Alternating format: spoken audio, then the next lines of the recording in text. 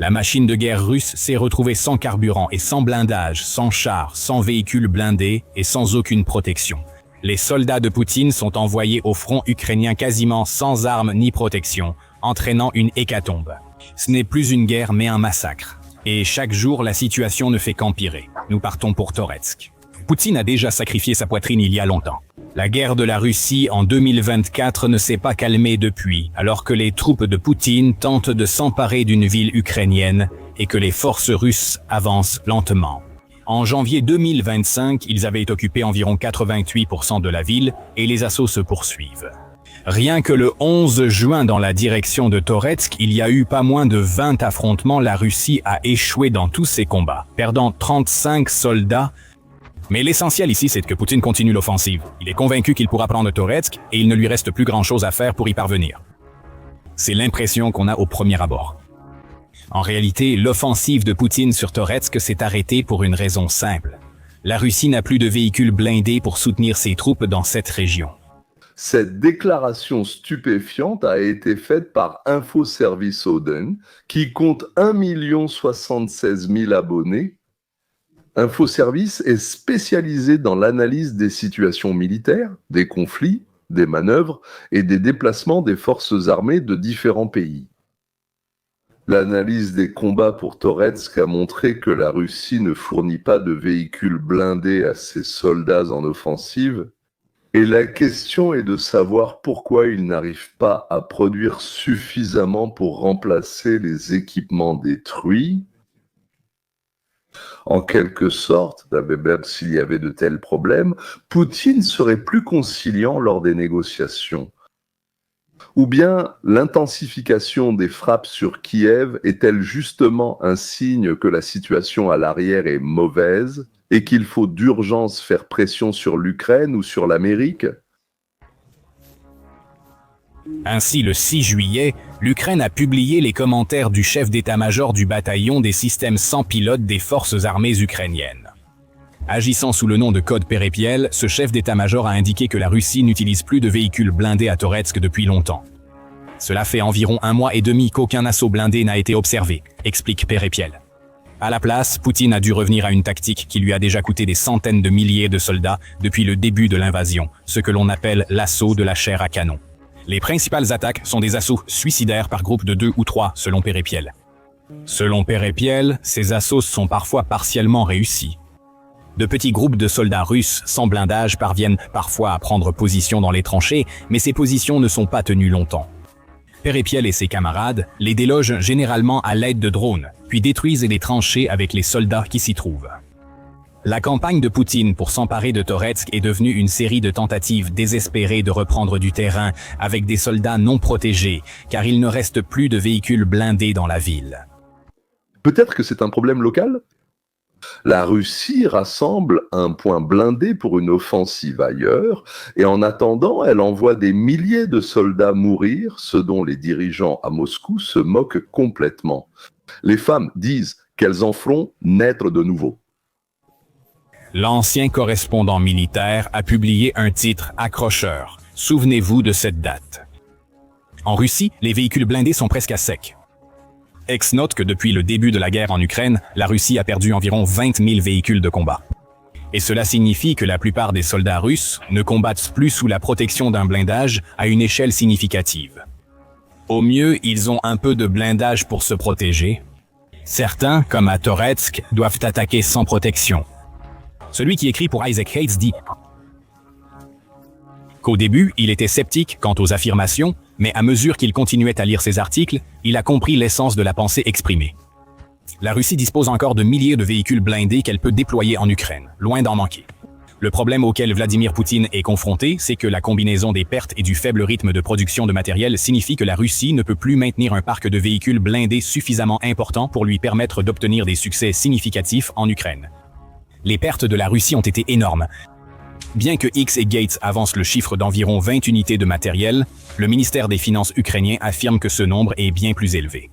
Selon ces données, au 9 juillet, la Russie avait perdu 22 969 de ses véhicules blindés de combat et rien que le 8 juillet, 2 unités supplémentaires ont été perdues. À cela s'ajoutent les pertes de 11 100 chars, ce qui donne au total 33 969 véhicules blindés perdus. Gardez à l'esprit que la guerre en Ukraine dure déjà depuis environ 41 mois. Cela signifie que la Russie perd environ 828 véhicules blindés par mois. Pendant un certain temps, la Russie pouvait supporter ces pertes, notamment concernant les chars. La Russie affirmait qu'en 2024, elle produisait environ 1500 unités par an, dit Deitz. À l'époque, elle perdait environ 1400 chars par an, mais des problèmes apparaissaient déjà. La plupart de ces 1500 chars que produisait la Russie n'étaient pas neufs. La plupart de ces chars étaient des véhicules d'occasion remis en état, réparés avec des pièces provenant d'autres vieux chars. Un tel taux de remplacement presque égal est impossible à maintenir sur le long terme, surtout si l'on considère que la qualité des remplacements continue de baisser, écrit Gates. Il ajoute également que la Russie a annoncé un doublement de son rythme de production en 2025 et s'attend désormais à produire plusieurs milliers de chars d'ici 2027. Cependant, ces déclarations doivent être prises avec une certaine dose de scepticisme. Les stocks considérables de chars et de blindés soviétiques ne sont pas illimités, souligne Gates. Au final, la Russie finira par les épuiser et alors les pertes qu'elle subit déjà se manifesteront pleinement. Les Russes disposaient d'un stock presque illimité de chars soviétiques. Souvent, un char servait de réserve de pièces détachées pour un autre. Dans d'autres cas, le fabricant était produit. Le fabricant remplaçait les composants usés ou défectueux pour assurer leur fonctionnement. La Russie produisait, réparait et ajoutait ainsi 1400 chars par an, tout en perdant 1500. Mais le stock des anciens véhicules a commencé à s'épuiser. Les estimations de l'OTAN montrent que la Russie peut poursuivre les actions militaires au niveau actuel jusqu'en 2027 à condition de continuer à faire des sacrifices économiques et en l'absence d'une escalade sérieuse, écrit Gates. Cependant, d'autres analystes avertissent que la Russie pourrait se retrouver sans chars utilisables dès 2026 si le rythme actuel des pertes se maintient. Et si la restauration des anciens modèles s'avère impossible, bien que la Russie puisse peut-être réprimer le mécontentement intérieur et poursuivre les hostilités, les coûts économiques, politiques et militaires qui en découlent continuent d'augmenter. C'est simple, la situation des blindés en Russie est déjà critique. Avancer avec l'infanterie sans couverture, surtout à l'ère des drones, c'est du suicide, mesdames et messieurs. On peut s'enterrer et se défendre, mais la Russie veut conquérir, pas se défendre. On a l'impression que la stratégie du Kremlin est de tout miser pour s'emparer des régions officiellement déclarées russes, puis d'accepter un cessez-le-feu en faisant semblant d'être prêt à se battre aussi longtemps qu'il le faudra. Mais en réalité, utiliser les négociations comme une pause, soit pour obtenir de bonnes conditions, soit pour reprendre les hostilités. Mais il y a aussi des nouvelles amusantes. Les chars et les véhicules blindés commencent à manquer de carburant. Et prenez par exemple les ânes. Prenons l'exemple des ânes. La Russie les utilise, ainsi que quelques chevaux pour transporter l'équipement. Pendant la guerre en Ukraine, la Russie tente de normaliser la situation, remarque Texti. L'article cite le lieutenant-général russe Viktor Sobolev. Il existe actuellement de grandes difficultés pour approvisionner les unités, y compris les unités d'assaut, en munitions, en matériel et en nourriture.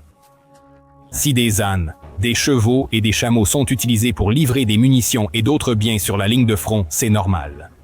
Sobolev a admis que la Russie manque de moyens pour transporter l'équipement, peut-être involontairement. Il parle de grandes difficultés, ce qui en fait peut se traduire par « l'Ukraine a détruit tellement de notre matériel que nous sommes obligés d'utiliser des ânes et des chevaux ». C'est dommage, donc. Les ânes, c'est dommage. Mais il essaie de gérer sa crise d'armement.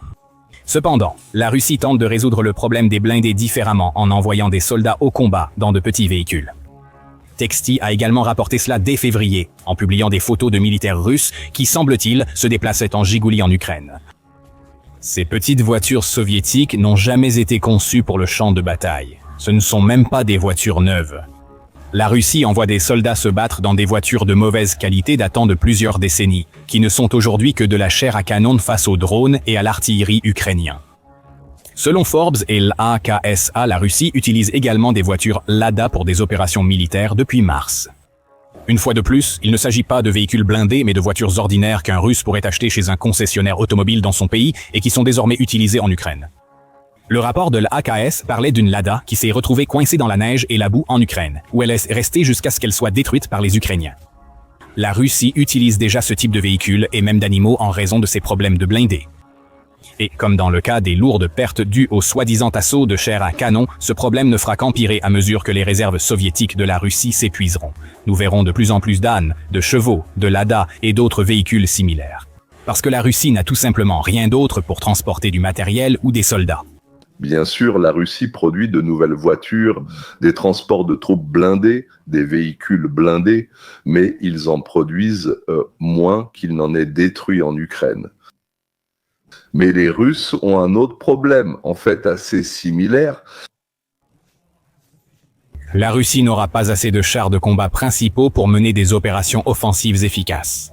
Après le début de l'année 2026, si elle maintient le même rythme d'opération et subit les mêmes pertes qu'en 2024, écrit X dans son article Trench Art du 7 juillet. Cela empire le problème avec les véhicules blindés, ce qui est une terrible nouvelle pour Poutine. La Russie ne pourra pas maintenir l'intensité de ses assauts terrestres comme durant les 3 premières années de guerre. Cela implique moins de territoires conquis, plus de pertes militaires et une aggravation des problèmes de la Russie avec les blindés. D'une mauvaise situation à une bien pire. Que compte faire le Kremlin si le gambit visant à s'emparer des territoires des 4 régions ne fonctionne pas? La tactique s'appelle Maréchal Joukov et consiste pour les Russes à envoyer des centaines de milliers de soldats mal armés et mal préparés renforcer les positions. Ils attaquent par vagues, reculant, puis attaquent à nouveau. Les Ukrainiens dépensent des balles, des grenades, des obus et s'épuisent physiquement et moralement. Ils doivent être relevés, ils ont besoin de repos, mais il n'y a personne pour les remplacer. Des millions d'Ukrainiens ont fui la guerre. Et les jeunes de moins de 25 ans ne sont même pas appelés à l'armée. Beaucoup, lorsqu'ils approchent de 24 ou 25 ans, disparaissent des radars, des bureaux de recrutement militaire. C'est pourquoi l'Ukraine attrape des recrues âgés de 25 à 60 ans dans les rues, les cinémas et les marchés. La Russie appelle 30 à 40 000 recrues par mois et ne s'arrête pas. Eux-mêmes affirment en recruter davantage, mais les chiffres suggèrent 340 000. L'Ukraine ne peut pas, n'a pas le droit, après avoir éliminé 30 000 Russes, de perdre 3 000 de ses propres soldats. Même une perte de 10 pour 1 est irréparable pour l'Ukraine. Aujourd'hui, il y a 3 fois plus de soldats russes en Ukraine qu'au moment où la Russie a envahi le territoire de son voisin, frère et ami. Il a la main-d'œuvre, mais il n'a pas Il a les ressources humaines, mais il n'a pas les blindés nécessaires pour que ces ressources aient de l'importance. Les conséquences de ce problème sont visibles lors de l'offensive d'été russe. Bien que la Russie ait augmenté le rythme et le nombre de ses offensives en Ukraine au cours des derniers mois, elle ne conquiert pas autant de territoires que Vladimir Poutine l'espérait. D'après les données, les troupes russes progressent d'environ 8,5 km par jour, mais cela est loin d'être suffisant. La prise de grandes villes n'a pas lieu. La Russie ne reprend que des parcelles de territoire en utilisant de plus en plus des assauts de chair à canon. Puisque les véhicules blindés deviennent désormais un problème aussi sérieux, la future invasion de Poutine semble sombre. Poutine poursuivra son offensive en Ukraine, sacrifiant des milliers de soldats russes pour conquérir le pays. Mais à chaque nouvel assaut, les gains territoriaux se réduiront au fur et à mesure que les blindés seront détruits. Et finalement, les attaques terrestres de la Russie cesseront pratiquement. Lorsque les montagnes de cadavres s'accumuleront et que Poutine comprendra que la guerre d'usure qu'il a déclenchée a affaibli sa propre armée. Conclusion de l'analyse. La guerre en Ukraine a détruit l'armée de Poutine, qu'il appelait la deuxième au monde. Donc aujourd'hui, elle n'est ni 3e, ni 4e, ni 5e. Elle peut probablement, au mieux, prétendre à la 11e place. En première place, ce sont les États-Unis, bien sûr, puis la Chine, l'Inde, l'Angleterre, la Corée du Sud, le Japon, la France, la Turquie, Israël, même. Même Israël est plus puissant que l'armée russe aujourd'hui. Et ce n'est qu'après eux que l'Institut pour l'étude de la guerre à Washington place l'armée russe d'aujourd'hui. Et concernant l'Ukraine, comme il s'est avéré, vivre sous pression et sous menace développe les capacités cérébrales. L'Ukraine vient tout juste de déployer l'une des technologies militaires les plus passionnantes et innovantes que le monde ait jamais vues, et elle rend les forces aériennes russes absolument inutiles. Elle s'appelle une tourelle à mitrailleuse basée sur l'intelligence artificielle, dotée de l'intelligence et de la puissance de feu nécessaires pour abattre facilement les drones et missiles russes. Regardons de plus près ce que c'est, comment elle a été créée et de quoi elle est capable. À première vue, cela peut ne pas sembler révolutionnaire ou impressionnant. Elle se compose d'une mitrailleuse M2 Browning de calibre 50 montée sur une tourelle rotative qui peut pivoter sur 360 degrés et tirer sur des cibles tout autour d'elle. De telles tourelles sont utilisées dans les opérations militaires depuis des décennies. Rien de nouveau. Les opérateurs orientent manuellement les armes, règlent l'angle d'élévation et choisissent le moment de tirer. Mais elle n'a pas besoin d'opérateurs humains. Elle est entièrement contrôlée par l'intelligence artificielle sans aucune intervention manuelle. L'intelligence artificielle prend en charge tout, de la détection des cibles à la visée et à l'ouverture du feu.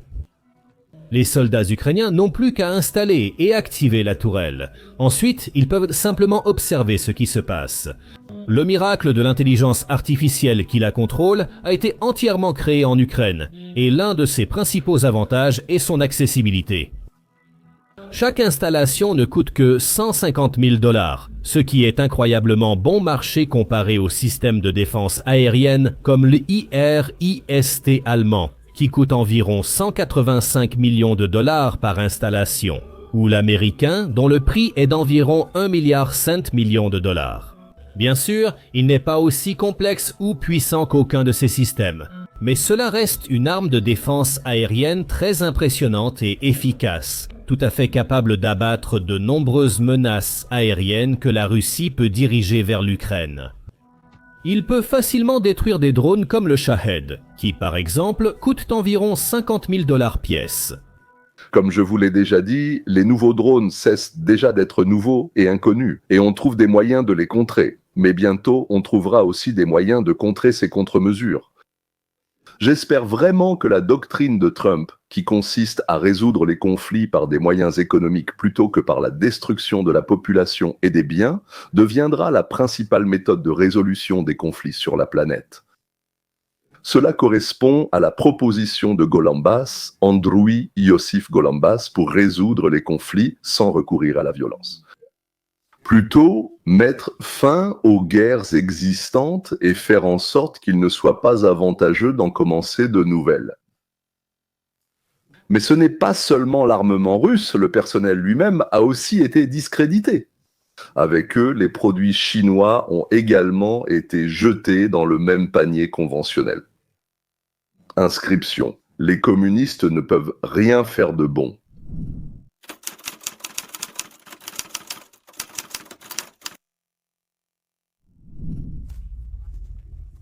Vous voyez, au cours des 2 dernières décennies, l'industrie de défense chinoise s'est développée à un rythme effréné et a inondé les marchés d'Asie, d'Afrique et du Moyen-Orient.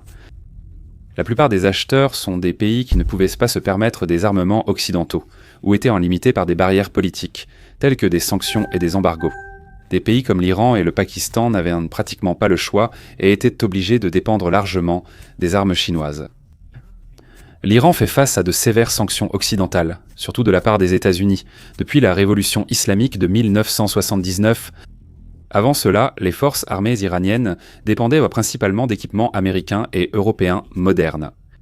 Le pays avait même des chasseurs américains d'élite, comme le F-14 Tomcat.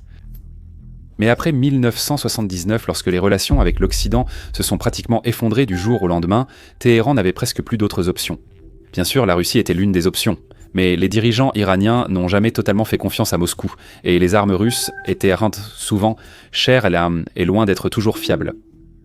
La Chine a profité de cette opportunité et a constamment baissé ses prix par rapport à la Russie, tout en affirmant proposer une technologie aussi avancée, voire supérieure. En conséquence, Téhéran s'est retrouvé pendant des décennies fortement dépendant de l'armement chinois. Autrement dit, partout où les États-Unis et l'Europe ne vendaient pas pour des raisons politiques, la Russie et la Chine ont commencé à vendre. Les pays acheteurs obtenaient tout ce qu'ils voulaient, mais l'argent n'allait pas à nous, il allait à Moscou et à Pékin. Les acheteurs étaient satisfaits de tout. La Chine et la Russie étaient ravis, et c'est nous qui nous punissions nous-mêmes. Heureusement, les communistes sont incapables de faire les choses correctement.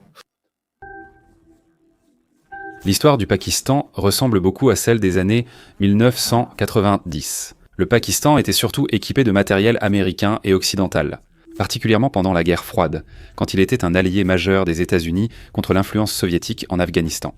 Mais après les essais nucléaires du Pakistan en 1998, tout a changé. Les États-Unis ont rapidement imposé de lourdes sanctions, stoppant presque instantanément les livraisons d'équipements militaires, ne leur restant plus d'autres options. Le Pakistan a renforcé son amitié avec la Chine, qui a volontiers inondé Islamabad de chasseurs, de chars, de missiles et de navires abordables, devenant rapidement le principal et en fait l'unique fournisseur de matériel militaire pour le Pakistan. Eh bien, c'est-à-dire que les pays occidentaux aiment, selon l'expression américaine populaire, se tirer une balle dans le pied. De plus, la Chine a constamment produit. De plus, la Chine, depuis des décennies, produit régulièrement des armes impressionnantes, présentant souvent chaque nouveauté comme une percée, et parfois allant jusqu'à affirmer hardiment qu'elle surpasse largement les équivalents occidentaux. Par exemple, dès les années 1990 et 2000, la Chine promouvait activement des technologies de missiles avancées et ses propres chasseurs, comme le J-17, qui est rapidement devenu l'avion de combat principal du Pakistan. Vers 2010, la Chine a présenté le chasseur furtif Vangt, affirmant hardiment qu'il pouvait facilement rivaliser, voire surpasser, les avions américains comme le F-22 et le F-35. À peu près à la même époque, de nouveaux missiles anti-navires, des bombes de haute précision et des systèmes radars modernes faisaient régulièrement la une des journaux, promettant toujours un niveau d'efficacité occidental pour une fraction du coût.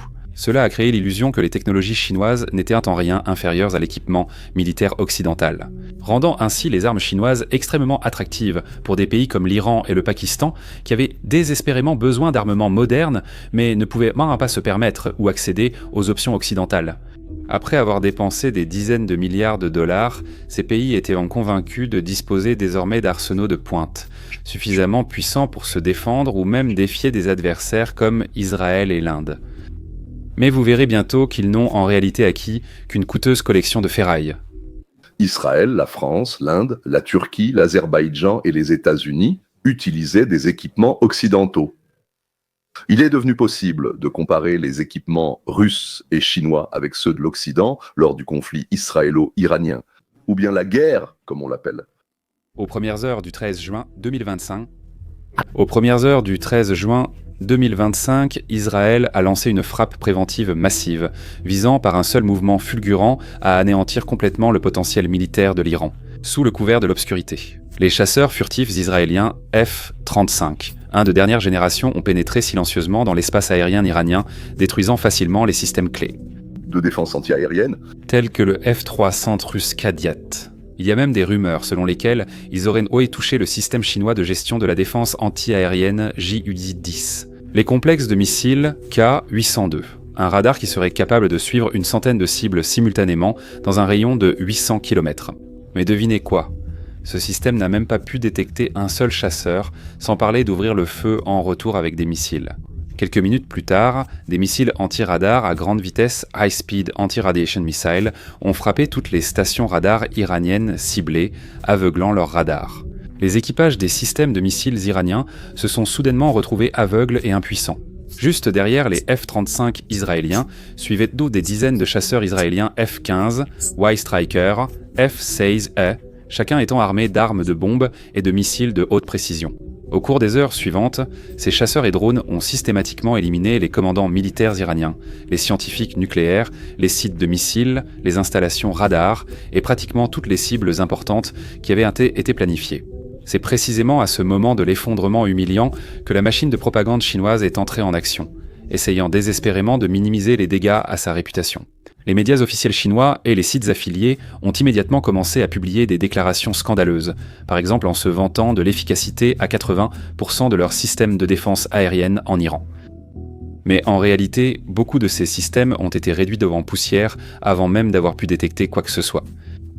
En Russie et en Chine, il existe une chape qui isole la population de toute information extérieure, même lorsque la population reçoit des informations contradictoires. Les conflits et les messages, comme ils disent, tout cela reste le travail de la propagande de leur propre État, qui, pour une raison quelconque, doit transmettre des informations contradictoires afin de zombifier complètement sa population. Un officier militaire iranien, s'exprimant anonymement pour un média étranger, aurait reconnu que leur système de défense aérienne devait être avancé, mais qu'en réalité, ils se sont révélés simplement modernes. C'est uniquement pour l'apparence, pas pour un réel combat. On pourrait croire qu'après une telle humiliation, l'Iran serait en colère contre la Chine. Mais il s'avère que Téhéran peut se montrer encore plus bête qu'imaginé. Des rapports récents indiquent que l'Iran prévoit de dépenser encore des dizaines de milliards de dollars pour reconstruire ses NCS. Et devinez où ils comptent faire leurs achats, en Chine. Honnêtement, je ne crois pas que les dirigeants iraniens soient complètement idiots. Cela signifie simplement qu'ils avaient besoin, pour une raison ou une autre, de ne pas se fâcher avec la Chine. Et tant pis si cela a coûté 10 ou 20 milliards de dollars. La vie des ayatollahs, de leur point de vue, vaut cet argent et même plus. Au départ, l'Iran voulait acheter des chasseurs russes, mais le Kremlin ne les vend tout simplement pas. Moscou a besoin absolument de tous ces avions de combat pour la guerre en cours en Ukraine. De plus, comme je l'ai déjà dit auparavant, le prix compte. Et les avions chinois sont beaucoup moins chers et apparemment plus accessibles que les Mi-35 russes, ce qui les rend beaucoup plus attractifs malgré leur faible performance au combat. Ce qui est vraiment frappant, et peut-être la raison la plus absurde pour laquelle l'Iran est encore prêt à faire confiance aux armes chinoises, c'est le soi-disant succès des chasseurs chinois lors de la récente guerre de 4 jours entre l'Inde et le Pakistan. Peu de gens réalisent que la majorité des informations sur le conflit en Inde étaient alimentées par une forte propagande chinoise. Les déclarations chinoises étaient tellement convaincantes qu'elles ont même influencé la valeur des actions du fabricant chinois de chasseurs. Selon la version chinoise des événements, l'armée pakistanaise aurait remporté d'impressionnantes victoires contre les États-Unis de l'Inde, beaucoup plus puissants, principalement grâce à des chasseurs fabriqués en Chine, comme le JDX. Ils ont affirmé que les pilotes pakistanais avaient abattu plusieurs chasseurs français modernes, Rafale. Cependant, cette déclaration a été complètement démentie par des sources indépendantes. Et seulement quelques jours après s'être vantés de fausses victoires sur les chasseurs indiens, les médias d'État chinois ont même diffusé un documentaire en 2 parties consacré au développement du chasseur JDX. Comme la propagande fonctionne de manière frappante, on peut perdre une bataille, mais donner à tout le monde l'impression qu'on l'a gagnée. Mais, pour être franc, même les Chinois ont été choqués par lui. Mais pour être honnête, même les Chinois eux-mêmes ont été choqués de voir à quel point leurs armes se sont mal comportées en Iran. Compte tenu du partenariat stratégique entre la Chine et l'Iran, il fallait agir d'urgence pour réparer cette honte. L'Iran espérait désespérément que la Chine le soutiendrait ouvertement, mais Pékin a choisi une voie plus discrète. Le 14 juin, alors qu'Israël frappait encore des cibles sur le territoire iranien. Au moins 5 avions cargo 747 ont décollé de différents endroits en Chine et ont pris la direction de l'ouest par un itinéraire discret, survolant le Kazakhstan, l'Ouzbékistan et le Turkménistan, avant de disparaître soudainement des radars en entrant dans l'espace aérien iranien. Officiellement, selon les documents de ces vols, la destination était le Luxembourg, mais aucun n'est jamais entré dans l'espace aérien européen. Et ce qui rend ces disparitions mystérieuses de particulièrement significatives, c'est que les avions cargo Sept 147 sont régulièrement utilisés pour transporter du matériel militaire. Historiquement, la Chine a de l'expérience dans l'aide militaire secrète à des pays et groupes proxy opposés à l'Occident. C'est pourquoi l'aide à l'Iran s'inscrit parfaitement dans les ambitions géopolitiques plus larges de Pékin. Les 2 pays s'opposent ouvertement à l'ordre mondial dirigé par les États-Unis et prônent un monde multipolaire. De plus, étant donné que pratiquement tous les systèmes d'armement chinois en Iran ont subi un échec cuisant. Ces livraisons secrètes pourraient être une tentative cachée de la Chine de rétablir ses relations avec Téhéran afin d'éviter un échec humiliant de ses armes qui pourrait complètement détruire leurs liens stratégiques. Les intérêts ont coïncidé. La Chine ne veut pas que l'Iran se libère des mollahs, et les mollahs iraniens veulent une protection, que la Chine les protège, et ils sont prêts à payer pour cela. Les relations des Chinois avec le Pakistan sont devenues tendues. Après le cessez-le-feu du 13 mai, l'indice de l'industrie aérospatiale et de la défense a chuté brusquement d'environ 8 à 9%, ce qui a en fait effacé des milliards du marché en une seule nuit. La société Evik Chengdu Aircraft, fabricant des chasseurs pakistanais JDX et JDX-7, a vu ses actions chuter d'environ 95-86 yuan le 12 mai à 76-70 yuan.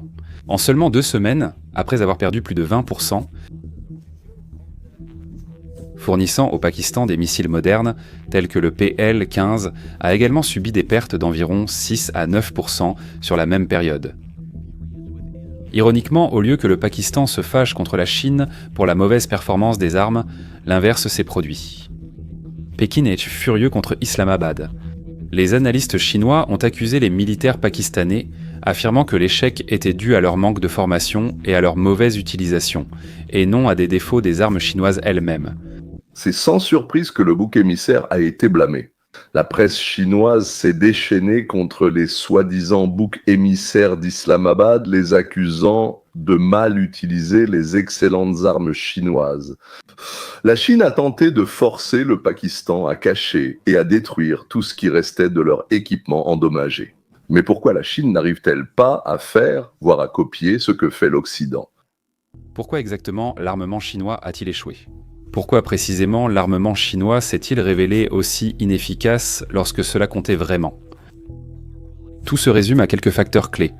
Des conceptions volées, un faible niveau de contrôle qualité, la corruption et l'absence d'une véritable expérience de combat. Comme je l'ai déjà dit au début, la plupart des armements chinois sont en fait des copies ou des hybrides de modèles étrangers.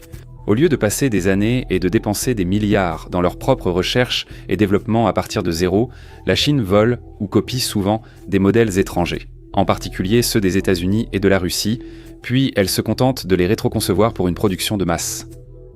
Tout d'abord, il faut plusieurs années à la Chine pour voler des technologies de militaires strictement secrètes, puis encore quelques années pour les étudier et les reproduire grâce à la rétro-ingénierie. En raison de ce processus lent et inefficace, la plupart des armements chinois sont obsolètes lors de leur mise en service. Et même dans ce cas, ils rencontrent souvent des difficultés à copier et à reproduire correctement, car ils ne maîtrisent pas bien la rétro-ingénierie. Le fait que la Chine puisse construire quelque chose de similaire ne signifie pas que cela fonctionne aussi bien. Prenons par exemple les systèmes de missiles solaires longues, portés HQ-9 qui ont complètement échoué au Pakistan. La Chine affirmait fièrement que ce système pouvait rivaliser avec le S-300 russe et les systèmes Patriot américains. Mais devinez pourquoi ils ont fait une telle comparaison ? Parce que le HQ-9 a littéralement été créé à partir des plans volés du S-300 russe. Non seulement à l'Ouest, mais aussi à la Russie. Nous pensions que c'était un simple voleur, mais c'est bien plus que ça. Donc, les États-Unis produisent un certain système, les Russes le volent, et la Chine le vole chez eux. Ou au moment où la Chine commence à produire ce qu'elle a volé et à le vendre dans le monde entier, les États-Unis, Israël et la France ont déjà fabriqué la génération suivante de cette même arme ou une arme complètement différente. Mais la Chine produit tout en énorme quantité, et la Chine n'a pas mené de véritable guerre ni testé ses armes dans des conditions de combat depuis 40 ans. Que se sont-ils passés là-bas ? La Chine a réussi à dissimuler cela pour une seule raison. La seule raison pour laquelle la Chine a réussi à dissimuler ses problèmes aussi longtemps, c'était qu'elle n'a pas mené de guerre à grande échelle depuis plus de 4 décennies. Leurs armes n'ont pas été correctement testées au combat. Les systèmes occidentaux, et dans une certaine mesure russes, ont été constamment utilisés dans des conditions de combat réelles. Par exemple, les systèmes russes de missiles anti-aériens S-300 et S-400 en Syrie n'ont pas pu arrêter complètement les frappes aériennes israéliennes, mais ils ont tout de même obtenu certains succès limités. Historiquement, même les vieux systèmes de défense aérienne touchent parfois leur cible avec succès. Par exemple, le système de missiles serbe des années 1960 est devenu célèbre pour avoir abattu le F-117 américain furtif pendant la guerre du Kosovo. Hawk pendant la guerre du Kosovo en 1999. Dans le même temps, les radars et missiles chinois livrés à l'Iran et au Pakistan n'ont pas réussi à obtenir un seul coup au but, ce qui démontre clairement la faible efficacité de cette arme. Mais alors, pourquoi les dirigeants iraniens et pakistanais continuent-ils d'insister pour acheter des armes chinoises malgré les échecs répétés? C'est très simple. La corruption est aussi profondément ancrée dans les pays acheteurs. Les accords chinois de vente d'armes sont souvent accompagnés de crédits à rente généreux ou de concessions diplomatiques, comme des investissements via le corridor économique Chine-Pakistan. Qu'est-ce qui rend de tels accords très attractifs pour les gouvernements à court d'argent et avantageux pour leurs politiciens? Pour la Chine, les enjeux sont plus importants que jamais. Pékin cherche à être non seulement une puissance régionale, mais aussi mondiale, et l'exportation d'armes ainsi que la réputation de ses technologies militaires constituant une partie importante de cette stratégie. La Chine est déjà le 4e plus grand exportateur d'armes au monde, mais les événements récents ont sérieusement entamé son autorité. Après l'échec lamentable de leurs armes en conditions de combat réel, les acheteurs potentiels pourraient maintenant hésiter. Ce préjudice se ressent aussi à l'intérieur du pays.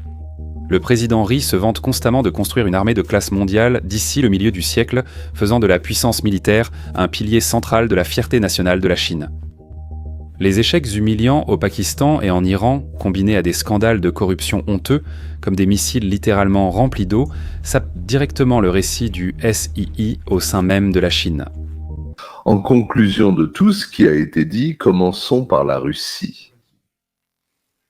À ce jour, la Russie a prouvé qu'elle n'est pas capable de conquérir un pays nettement moins armé et moins peuplé.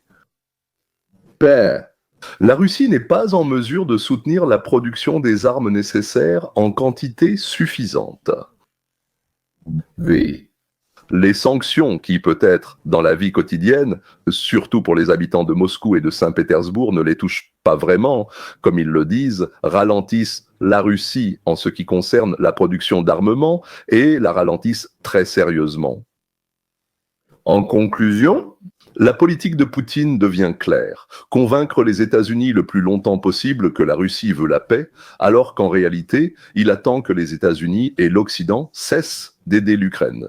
Et soit s'emparer de toute l'Ukraine, soit prendre les régions que la Russie a déclarées comme siennes, et le faire le plus vite possible en intensifiant les attaques et les destructions, car au Kremlin, ils savent qu'ils ne tiendront pas longtemps. C'est pourquoi Shoigu a été transféré du poste de ministre de la Défense à celui de collecteur d'armes et de personnel à travers le monde pour boucher les trous. Et en attendant, ces trous sont comblés par de la chair à canon, les corps de conscrits non entraînés, non protégés par des blindages qui n'intéressent personne. Personne au Kremlin, personne ne les regrette, ils n'intéressent personne. Et la Chine ? Après avoir déclenché le conflit avec Trump, le Politburo du Parti communiste chinois a formé, un comité de direction du pays, écartant de facto Xi Jinping de son rôle de secrétaire général et de président. Les armes chinoises n'ont pas simplement échoué, c'était un effondrement. La Chine a eu peur de soutenir l'Iran ouvertement et a préféré agir en coulisses. Disons dans l'ombre, ils leur ont envoyé 5 avions de matériel supplémentaire, mais l'ont fait de telle manière qu'il était impossible de prouver la livraison. La Chine traverse une grave crise financière, principalement à cause de sa lutte contre Trump. Et l'histoire avec les armes ne fait qu'aggraver un problème encore plus grave avec l'immobilier, que personne n'achète, et avec les finances. La Chine a maintenant une belle issue à cette situation. Ouvrir ses marchés aux États-Unis, baisser les droits de douane, augmenter la gamme des produits importés et ramener la Chine à l'époque de la prospérité économique. Si ne peut pas être renversé, ou s'ils ne peuvent pas changer la politique de la Chine, il ne faudra pas 3 ou 4 ans avant que la Chine commence à annexer les parties de la Sibérie qu'elle considère comme les siennes, prises par la Russie. Je crois que cela coïncidera avec l'effondrement du pouvoir en place en Russie. Peut-être que le groupe de Poutine partira, ou peut-être que cela ira plus loin. Un processus de désintégration de ce qu'on appelle la Fédération de Russie commencera, mais elle devient déjà un empire. Mais cela, c'est pour l'avenir, d'ici la fin des années 20. Eh bien, peut-être jusqu'au début des années 30. Mais cela arrivera forcément. Sous-titres réalisés par